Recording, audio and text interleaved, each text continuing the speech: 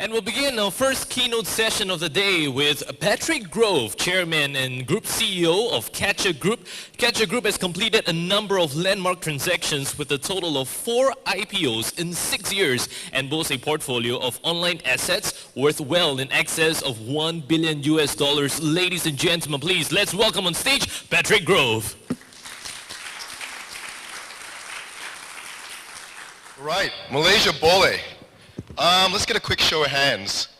How many people in here are involved in a business currently looking for funding? I've got my hand up as well. I'm always looking for funding.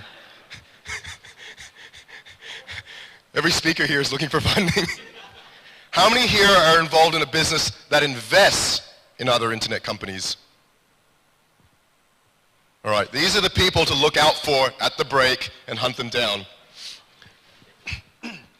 So, when I was asked to speak today, one of the things that they asked us to speak about is talk about how to take companies public. And what I thought was, that's probably not really what we want to speak about, because it's not what Catcha does. Catcha's not in the business of taking companies public. It is a mechanism that we use to build great businesses. And actually, what Catcha is in the business of doing is what we call building billion-dollar businesses. We want to be one of the many participants in this great Southeast Asian ecosystem of building great disruptive businesses. What we find really fascinating about the world today is the amount of time that it takes to build a $1 billion US company keeps getting shorter and shorter and shorter. If you look at a company like Instagram, within 2 years of starting that business, it was already worth $1 billion US. This is absolutely phenomenal. So what I find interesting as an avid follower of the global tech scene is that America is creating lots and lots of billion-dollar companies. Europe is creating lots of billion-dollar companies. China is creating lots of billion-dollar companies. But nobody in Southeast Asia has created a billion-dollar company yet. And this is what excites us every day and keeps us up every night thinking is, how do we create billion-dollar companies in Southeast Asia? What we find really interesting is that, whenever we speak to people in the West, they say, oh, well, Asia's small, Singapore's small, Malaysia's small, blah, blah, blah, blah, blah. It's not possible to create a billion-dollar company in these markets. So we tend to think a little bit differently. And this slide really sums it all up for us. This is not a slide about the future. This is not a slide 10 years from now, 5 years from now, blah, blah, blah, blah, blah. This is a slide today. So today, in Southeast Asia, there's more people using smartphones than the number of people in America using smartphones, than the number of people in Europe using smartphones. The number of people in the EU today using smartphones is 150 million. The number of people in America today using smartphones is 165 million. The number of people in Southeast Asia today is 180 million. So today, we are already a market bigger than the US and bigger than Europe. Yet, there hasn't been an example of a billion-dollar company in Southeast Asia created yet. So these are one of the things that excites Catcha is sitting in an environment where we know that billion-dollar companies can be created. We know that we're in a bigger market than the US and Europe, yet we haven't seen any billion-dollar companies created yet. So we feel very fortunate that I think it's a huge, huge opportunity for everyone in the room because everyone in the room has a greater chance of creating a billion-dollar company than an entrepreneur in the US or an entrepreneur in Europe because no one's done it yet and we have a bigger market. So what I thought that I'd share with you today is rather than how has Catcha done 4 IPOs and whatever, I mean you can go to great sites like E27 and read about things that we've done before, but what I thought I'd share with you guys today is kind of the principles that we use in our organizations and to start thinking about how do we build a billion-dollar business in Southeast Asia. So I thought I'd keep it simple and just focus on what we call the 5 Ps. So P number 1 is you've got to identify a problem. If you want to build a big business, you've got to identify a big problem.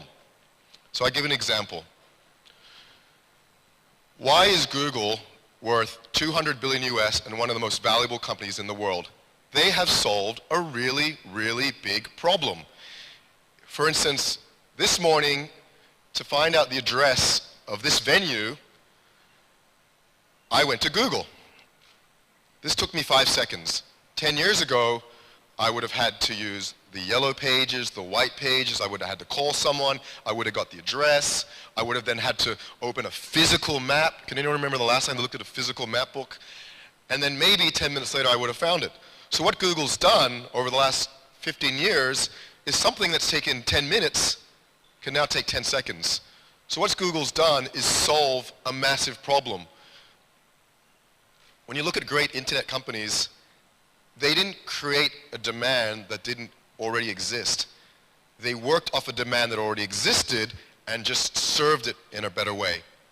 So a company that we're involved in, iProperty is an example. iProperty today would be one of the leading property portals throughout Southeast Asia, 8 million users a month, blah, blah, blah. iProperty did not invent or create the demand for people wanting to look for property. Everybody in this room, at some point in the next 5 years, needs a place to live, is looking for a place to buy, or is looking for a place to rent. 10 years ago, you would have got the Star newspaper, and on Saturday, no other day of the week would have had property listings of any significance other than Saturday. You would have seen 3 lines, no photos, black or white, no map, no transaction data, no news, no content. So what did iProperty simply did is put all the information online that you want and more. We made it faster. We made it 24/7. We made it 7 days a week. We had photos. We had map integration, et cetera, et cetera, et cetera. So what we had done is that we saw there was a big problem. Looking for property was inefficient. We attempted to solve that problem, and we're still solving that problem today. And then when you look at, this is a problem that everybody in Southeast Asia faces, and then you look at iProperty today is a 1.5 billion ringgit company. It's not a $1 billion US company yet, and hopefully it'll get there in the next couple of years, but the team has created a $500 million US company because we tackled a big problem. So number one is that when you want to build a great business, identify the big problem that you're trying to solve. Second P, when you found this big problem that you want to solve, it's easier said than done, but you've got to have absolute passion for solving this problem. You've got to be the #1 cheerleader, the #1 proponent, the #1 believer that you can solve this problem. Because every great problem worth being solved, I'll tell you something very interesting. At the beginning of trying to solve this problem, very few people will agree with you that the problem is worth solving. So when we first started iProperty 7 years ago, 90% of real estate agents didn't have an email account. So if they don't even have email, how are they going to set up an account on iProperty? How are they going to upload photos? How are they going to upload listings?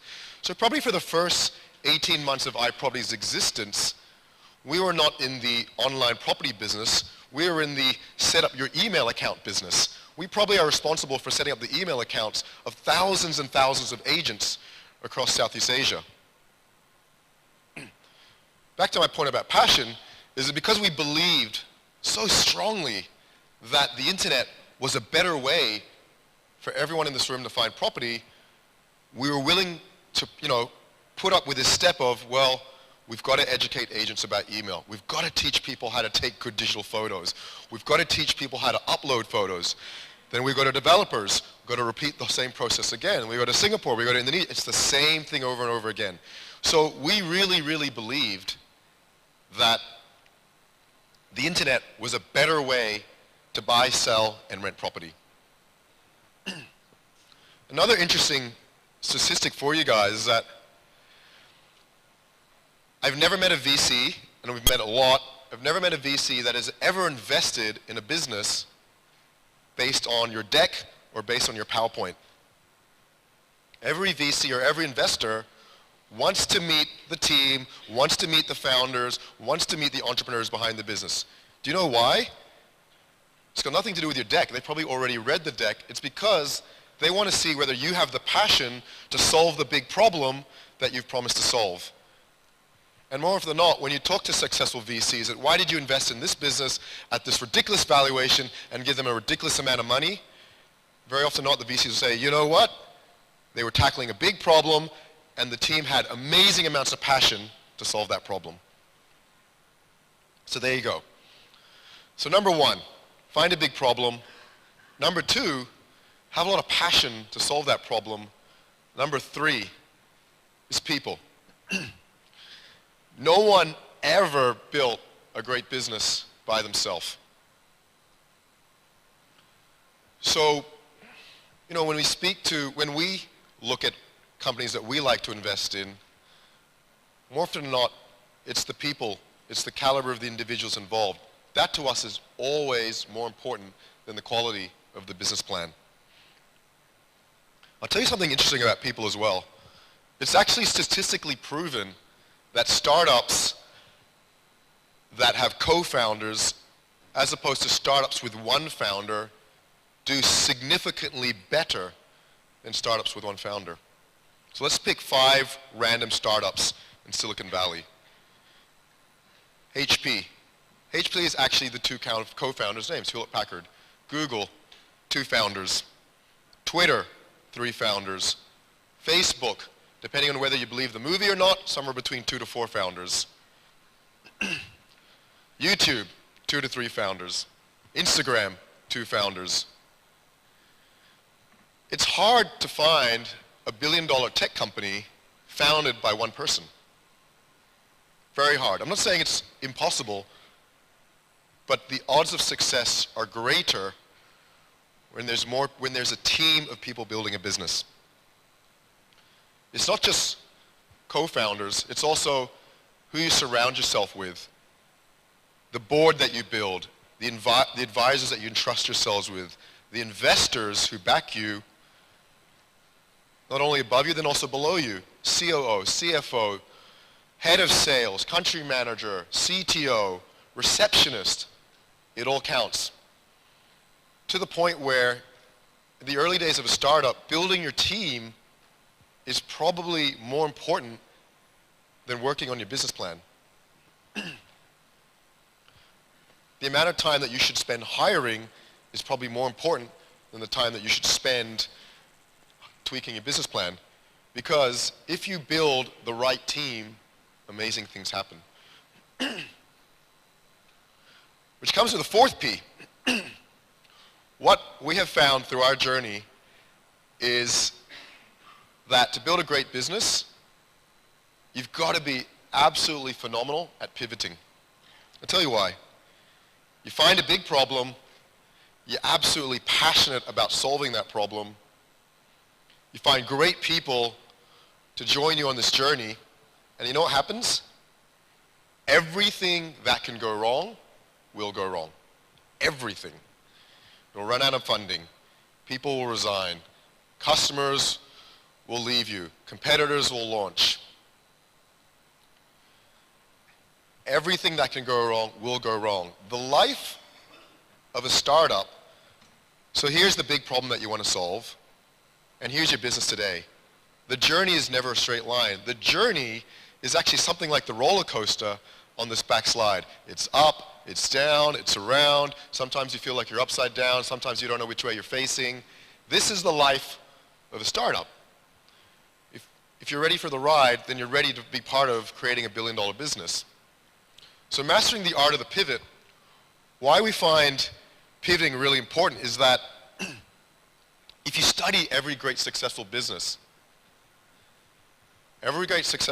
will tell you that the business plan that they started with is not the business plan that they have today. It's not the business plan that they had 3 months later. It's not the business plan that they had 6 months later. Every successful startup has built a culture of constantly pivoting, constantly questioning every assumption about the business. Should I be based in Malaysia? Fuck yeah. Should I be based in Singapore? Maybe. Should I raise more money? Should I raise less money? Should I hire a CTO? Should I make this person my co-founder? Should I get this person to be my board of advisors? There's no right or wrong answer to any of those questions, but the right approach is to constantly keep asking yourself those questions, because you'll eventually evolve at a better solution. 3 months later, you'll pivot again, and you'll evolve at a better solution. So I'll give you an example. Let's use Apple as an example. This is a company, $300 billion US company, so obviously they know a few tricks. 15 years ago, Apple's only product was a desktop computer. If 15 years ago Steve Jobs had said, do you know what, we're done, we make great desktop computers, that's it. Let's just fine tune it every year, make it a little bit faster, make the graphics a little bit better, and that's all we're ever going to be. So when Apple was only a desktop computer company, they were an $8 billion company. I think many of us in the room would be pretty happy if we were involved in an $8 billion company. When Steve Jobs said, no, I'm going to continue to pivot this business to the point that we create something great, because I believe that there's so many great things out there that this world needs that we can develop. So what did Apple do? They launched first the iPod, which was a game changer. They went from launching desktops to launching an iPod. That completely revolutionized their company 8 years ago. Here's the most interesting thing. That product line doesn't even exist anymore. Because then at some point, Steve Jobs said, you know what, I'm going to pivot this again. I'm going to kill everything that we know, and we're going to do something different. And you know what we're going to do? We're going to take the iPod, and we're going to make it a phone as well. So what did he do? They launched the iPhone. They've launched the iPad. They've launched Internet TV. They've launched iTunes. It just keeps going. So this is a company where pivoting their product line is the only thing constant about this business. I'll tell you from our journey, in terms of Catcha's journey, we have pivoted our business so many times that if we don't make a pivot every month, there's something wrong with us. Catcha's first business model in the year 1999 was that we wanted to be an online content portal. So what you see as the Yahoo business today, search box, news, weather, horoscope, stock prices, blah, blah, blah, blah, blah, that's what Catcha was in 1999. The funny thing is, that is the worst business model that you could probably have in the digital world today. So we realized in the year 2000 that this business model wasn't going to get us anywhere. Unfortunately, we also ran out of money. So what did we pivot? Considering I'm here at a technology conference telling you about building technology businesses, this is really ironic. In the year 2000, we pivoted into a magazine publisher. Catcha launched a free nightlife magazine called Juice. Some of you may have seen it, some of you may not. We still own this magazine today, but that's what Catcha did from 2000 to 2001. We ran a free nightlife publication. And then you know what we realized? Well, we weren't really solving a big problem. There's not that many people who want to know what to do on a Friday night in Southeast Asia. There's probably bigger, better problems out there that we can solve. So we tried other products, we tried other things. We had a web solutions business at one point. We had a discount book at one point. And eventually, in 2007, so Catcha was formed in 99. Eventually in 2007, 8 years later, did we finally launch an internet idea that we felt proud of, and that was iProperty.com. So, rule number 4, pivot. Remember to constantly pivot your business. Now the 5th thing, to me, is the most important. If there's only one thing that you remember from the speech today, it's the art of perseverance. Because if you're tackling a big problem, you have the passion to solve the problem, you build great people around that problem, and you make mistakes along the way, and you pivot your business, you keep fine-tuning and testing and fine-tuning. The thing that makes all the difference in the end is perseverance. Okay, let's get a show of hands. So obviously most of us are involved in a digital business. Show of hands, how many of you have been involved in a digital business that failed to make payroll? Here's the funny thing, everybody raising their hands is smiling. It's like proud of it, it's like a badge of honor. So, Catcha's been around 15 years, that's 180 months. There's probably been 20 months as a minimum that my co-founder and I didn't get our monthly salaries. That's 20 months that we didn't get our salaries. I'm embarrassed to say that some of those months were probably in this year as well. So I meet many entrepreneurs who can't make payroll this month, that's it, I'm giving up. Or, oh my God, haven't made payroll in 2 months, that's it, it's all over. We went 20 months without paying ourselves. That's almost 2 years. That's a long freaking time. Probably the other more relevant story is the story of iProperty. So iProperty, I'm sure a lot of us have heard of it and hopefully you've used it at some point. Today is a $500 million US company. The only reason iProperty exists today is because of perseverance. When we first tried to raise money for this business, the first 5 people we met said no. First 10 people we met said no. First 20 people we met said no. The first 30 people we met said no. This goes on and on. It was the 75th investor pitch where someone finally said, yes, I will invest $2 million in this business. And that was in 2007. So you can imagine that after the 20th meeting we gave up, how about even after the 74th meeting, we said, forget this isn't going to happen. It's the 75th meeting where finally someone said, yes, I will invest in this business. I'll give you $2 million for 10% of this business. That $2 million would be worth $50 million today. So if there's anything, it's perseverance. If you have nothing but perseverance, you'll be involved in building a great business. So what I wanted to leave you guys with is a quote from Steve Jobs. I mean, there's no point listening to me. Listen to him. He built a $300 billion business that solved huge problems globally in the shortest amount of time. Apple went from 8 billion to 300 billion in about 8 years. That is phenomenal. He created a company bigger than every company listed on the Malaysian Stock Exchange today.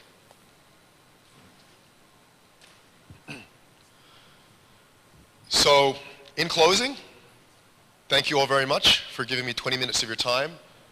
I passionately believe that in the next 10 years, lots and lots of billion-dollar businesses will be built in Southeast Asia, and I hope all of us in this room can be part of that journey. Thank you very much.